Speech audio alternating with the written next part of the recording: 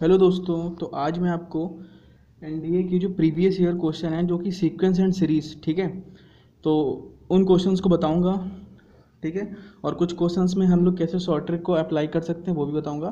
तो चलिए देखिए इस वीडियो को। यहाँ पर पहला क्वेश्चन जो मैं ले रहा हूँ, ये आपका ये भी आया हुआ क्वेश्चन है, शायद 2016 में क्वेश्चन आया था, ठीक है।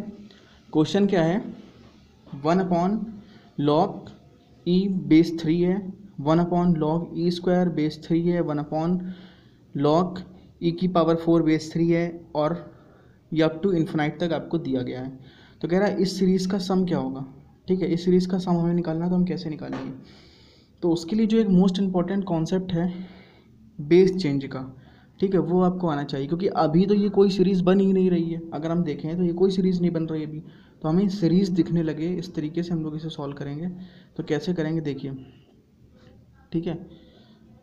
तो यहाँ पर अगर आप देखें, ठीक है, तो जो बेस चेंज का कॉन्सेप्ट है वो क्या है। बेस चेंज का कॉन्सेप्ट जो होता है वो ये होता है कि लॉग बी बेस ए, अगर ये लिखा हुआ है तो इसे हम लिख सकते हैं, जो ऊपर है उसको ऊपर लिखेंगे लॉग बी बेस ई पर, ठीक है, लॉग ए बेस ई पर। मतलब हम किसी भी ई पर नहीं, किसी भी बेस पर हम इसको ऐसे ही लिख सकते हैं। मतलब अगर हमारे पास लिखा हुआ है लॉग बी बेस ए, तो हम इसको ये भी लिख सकते हैं कि log x base b upon log x base a, ठीक है। ई पर ही नहीं, किसी भी बेस के लिए हम इसको ये लिख सकते हैं, ठीक है। तो ये आपको आना चाहिए। लॉग बी बेस में ए है तो उसको हम लिख सकते हैं लॉग बी बेस, यहाँ पर कुछ भी हो सकता है, ठीक है। लॉग ए बेस यहाँ पर कुछ, तो हमने यहाँ पर ई लिया हुआ है, ठीक है, क्योंकि यहाँ पर हर जगह ई है क्वेश्चन में। तो अगर ये कॉन्सेप्ट आपको आता है तो आप ये क्वेश्चन बहुत ही ईजिली कर पाएंगे। देखिए कैसे। यहाँ पर आपके पास लिखा है 1/log बेस ई, सॉरी 1/log ई बेस 3, ठीक है। तो इसको हम लोग देख क्या लिख पाएंगे, 1/log, इसको हम लिख लेंगे log ई बेस ई पर, और अपॉन करेंगे log, ठीक है, क्या करेंगे 3 बेस ई पर, ठीक है। उसी फॉर्मूले से बेस चेंज के ऐसा लिख सकते हैं। तो ये ऊपर आपका आ जाएगा। इसी तरीके से यहाँ पर क्या करेंगे, यहाँ पर देखिए पहले एक काम कर लीजिए, ये log ई स्क्वायर लिखा हुआ है तो हम 2 को आगे कर लेते हैं, तो हो जाएगा हमारे पास 1/2, ठीक है। और फिर यहाँ पर भी वही बेस चेंज का फॉर्मूला लगा दीजिए। तो बेस चेंज का फॉर्मूला जब लगाएंगे, पहली बात तो हमारे पास यहाँ पर बचेगा क्या, हमारे पास यहाँ पर बचेगा log ई बेस में 3 बचेगा, तो उसको हम लिख लेंगे log, इस तरीके से, ठीक है, ऐसे, और प्लस फिर यहाँ पर देखिए ये 4 आगे आएगा तो 1/4 हो जाएगा।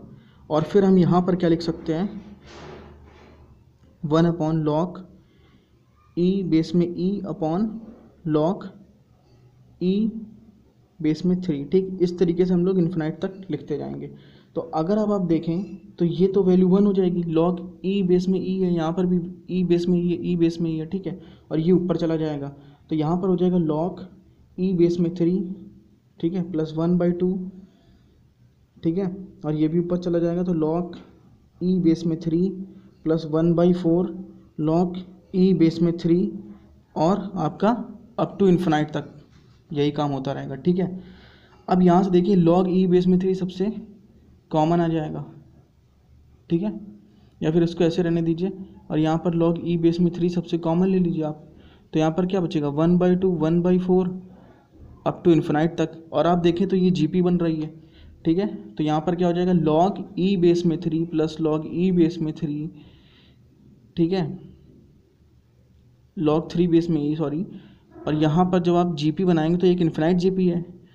इन्फिनाइट जीपी का जो सम होता है वो होता है ए अपॉन 1 माइनस आर। ए क्या होता है फर्स्ट टर्म, तो फर्स्ट टर्म यहाँ पर हो जाएगा 1/2 अपॉन 1 माइनस आर। आर की वैल्यू यहाँ पर क्या है 1/2 है, मतलब यहाँ पर जो कॉमन रेशियो है वो 1/2 है, ठीक। तो 1/2 1 माइनस 1/2 ये आपका 1 दे देगा। तो यहाँ से log m plus log n बन जाएगा, ठीक है। या फिर आप देखें तो 2 log 3 बन जाएगा, ठीक है। इसको हम क्या लिख सकते हैं, ये आपका लिखा हुआ है n log m, तो ये इसकी स्क्वायर में आ जाएगा, और यहाँ से आ जाएगा आपके पास log 9। तो इस तरीके से आप इस क्वेश्चन को बहुत ही आसानी से सॉल्व कर सकते थे और इसका यहाँ पर फर्स्ट ऑप्शन आपका करेक्ट हो जाएगा। आई होप कि ये क्वेश्चन आपको समझ में आ गया होगा। चलते हैं नेक्स्ट क्वेश्चन की ओर।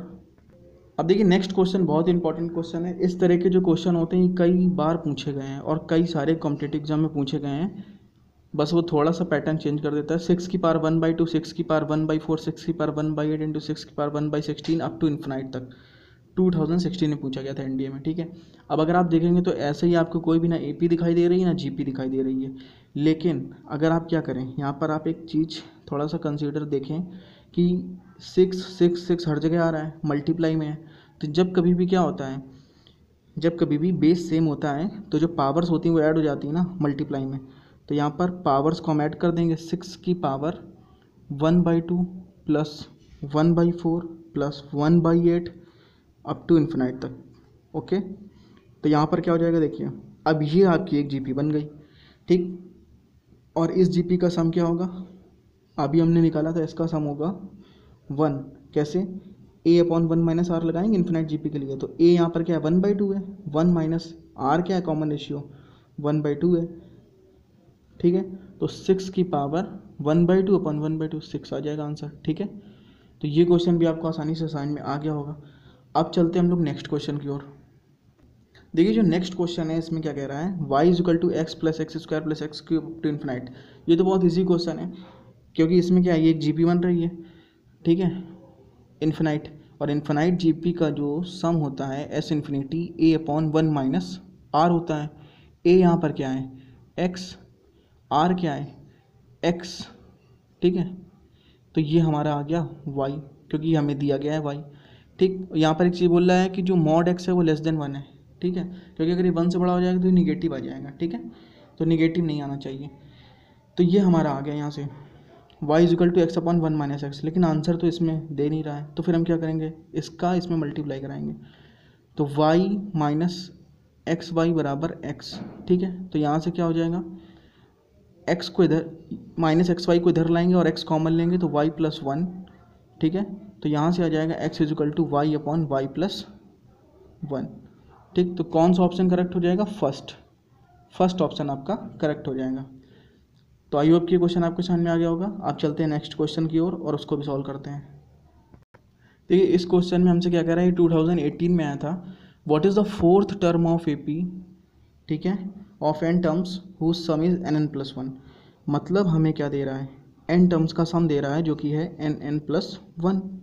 और हमसे क्या कह रहा है कि आपको 4th टर्म बताना है एपी का, ठीक है। तो 4th टर्म कैसे बताएंगे, देखिए या तो आप एस एन से टी एन निकाल लीजिए और फिर वहाँ पर टी एन में एन की जगह आप 4 पुट कर दीजिए, आपको 4 टर्म मिल जाएगा, ठीक है। लेकिन उससे थोड़ा लेंदी हो जाता है, तो इसलिए हम क्या करते हैं, हम लोग निकाल लेते हैं। देखिए हमें निकालना क्या है 4th टर्म, ठीक है। What is the 4th term, तो हम लिखेंगे T4 = S4 - S3।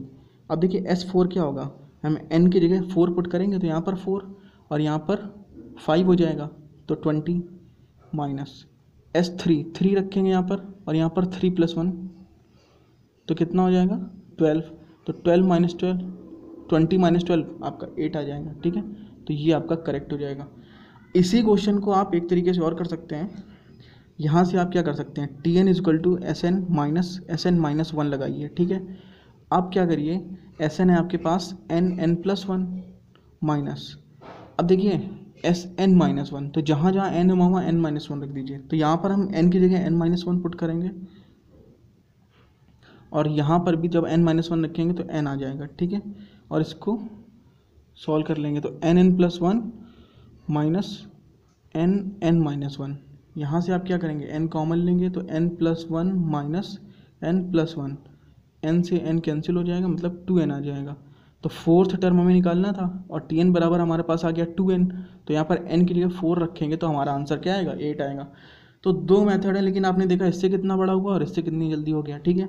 तो आप कोई भी मेथड चूज़ कर सकते हैं, ठीक है। अब चलते हैं नेक्स्ट क्वेश्चन की ओर। देखिए नेक्स्ट क्वेश्चन क्या है, इसमें भी मैं आपको 2 मेथड बताऊँगा, लेकिन पहला मेथड जो है वो बहुत ही आसान होगा। यहाँ पर आपको क्या दिया है, Sn बराबर NP + Nn-1/2। ये 2016 में आया था, ठीक है। Where Sn denote the sum of first n terms of the AP। तो आपको इसमें निकालना है, कॉमन डिफरेंस निकालना है। तो कॉमन डिफरेंस निकालने के लिए कल मैंने आपको बताया था कि अगर आपके पास एस एन जो है वो हमेशा इस फॉर्म में दिया होता है, A N square plus B या बी एन, ठीक है, क्वाड्रेटिक फॉर्म में, मतलब हमेशा एन स्क्वायर होगा वहाँ पर। तो जो एन स्क्वायर का जो कॉफिशिएंट होता है उसका आप 2 टाइम्स कर दीजिए, वही आपका कॉमन डिफरेंस होता है।